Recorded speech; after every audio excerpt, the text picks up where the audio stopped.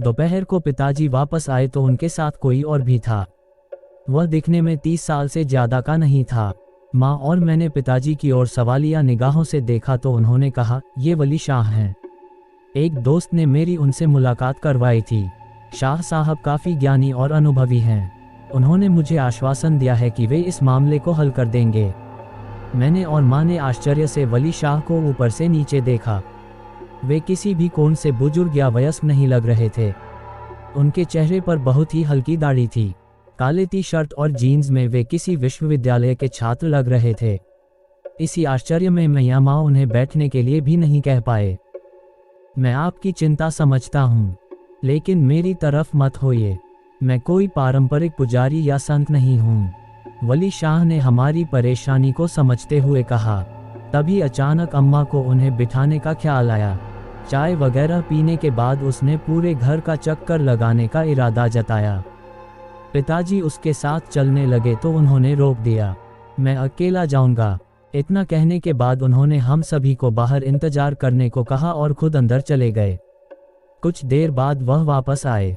उन्होंने हम सभी को बैठने का इशारा किया और कहा, आमतौर पर जब भी मेरे पास ऐसा कोई मामला आता है तो मैं सबसे पहले लोगों का मानस जांचता हूँ। संबंधित व्यक्ति, लेकिन आप लोगों के मामले में ऐसा कुछ नहीं है। सबसे पहले, आप सभी बुद्धिमान और शिक्षित हैं। और दूसरी बात, जैसे ही मैंने आपके दरवाजे पर कदम रखा, मुझे ऐसा लगा जैसे मुझे धक्का दिया जा रहा है। एक तरह की नकारात्मक ऊर्जा थी।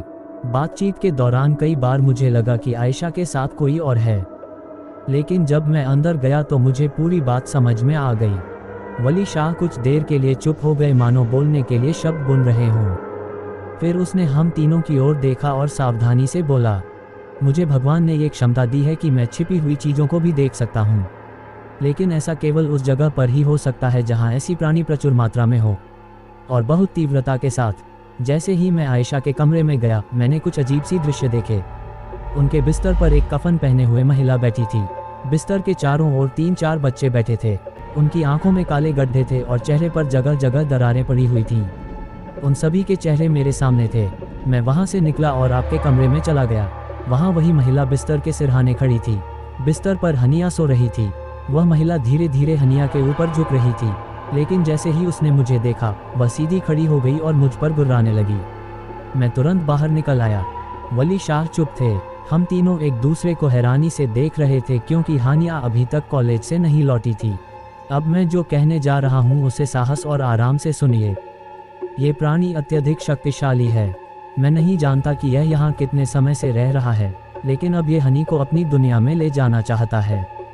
अभी तक मैं यह नहीं जान पाया हूँ कि आयशा के साथ इसका क्या संबंध है, लेकिन आपको सभी को सावधान रहना होगा। ये प्राणी तेजी से हनी पर प्रभाव डाल रहा है। अभी आपको हनी से भी कुछ नहीं कहना है। आज रात आप लोग किसी तरह काट लें। मैं कल सुबह कोई न कोई समाधान लेकर आ जाऊंगा। वली शाह तो ये कहकर चले गए, लेकिन हमें गहरी चिंता और भ्रम में छोड़ गए। मैं उनकी बातों पर विश्वास कभी नहीं करती अगर मैंने ये सब अपनी आंखों से नहीं देखा होता। उन्होंने बताई गई कुछ आयतें पढ़कर हमने कमरों के चारों ओर घेरा डाला। हनिया उनके जाने के तुरंत बाद कॉलेज से वापस आ गई थी। हमने उसे बताया कि कोई छोटा सा साया है, लेकिन घबराने की कोई बात नहीं है। अब्बा ने आज छुट्टी ले ली थी। उन्होंने हम दोनों बहनों को अपने अपने बिस्तर उनके कमरे में रखने के लिए कहा।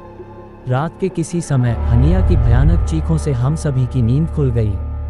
मेरी आंख खुली तो हनिया मेरे पास नहीं थी। माँ बाप बेचैन होकर ऊपर देख रहे थे। मैंने उनकी निगाहों का पीछा किया तो मेरे होश उड़ गए। हनिया का शरीर हवा में लटका हुआ था। उसके हाथ और पैर फैले हुए थे। माँ जोर जोर से कलमा पढ़ने लगी और पिता ने वली शाह द्वारा बताई गई आयतों का पाठ करना शुरू कर दिया। कुछ देर बाद हानिया का शरीर धड़ाम से अपनी जगह पर गिर गया, लेकिन इससे पहले कि हम पलक झपकते, एक अदृश्य शक्ति ने उसका पैर पकड़ लिया और उसे कमरे से बाहर खींचने लगी। हम तीनों पागलों की तरह उसके पीछे भागे। हानिया की दर्द भरी चीखें मुझे पागल कर रही थीं। वह चिल्ला रही थी। माँ अब रो रही थी। वह जीव हनी को हमारे कमरे में ले गया। इससे पहले कि हम अंदर जाते, दरवाजा अपने आप बंद हो गया।